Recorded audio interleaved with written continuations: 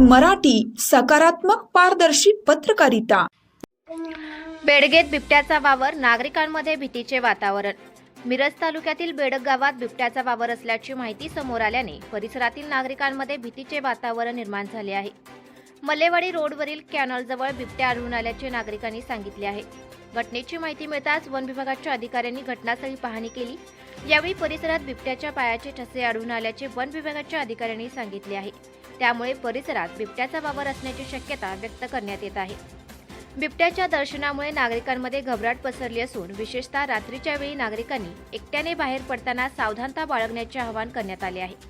दरम्यान बिबट्याच्या हालचालींवर लक्ष ठेवण्यासाठी वन विभागाने परिसरात तातडीने पाहणी करून आवश्यक उपाययोजना कराव्यात अशी मागणी स्थानिक नागरिकांकडून होत आहे। नागरिकांनी घाबरून न जाता सतर्क राहावे।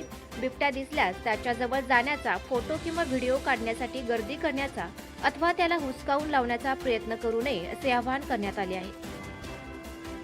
2026 रोजी बेडगमधील एका वाहतूक करणाऱ्या युवकास बेडगमध्ये बेडग मंडळ रोडच्या डाव्या साईडला जी कॅनॉलचा DY1चा म्हैसाळचा कॅम्पिक आल्यावर फोटो आला आहे, म्हणजे ती शब्दीर मुजावर संतोष कोळी यांची लोकवस्ती आहे।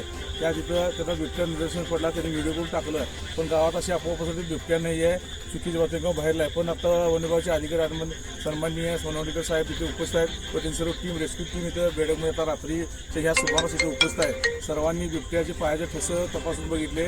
बिबट्या आपल्या बेडगमध्ये आला आहे, त्यामुळं आपल्या बेडगमधील सर्व सुज्ञ नागरिकांनी काळजी घ्यावी। विशेषतः शाळकरी मुलांना नेऊन सोडताना पालकांनी स्वतः गाडीवरून शाळेत नेऊन सोडावं।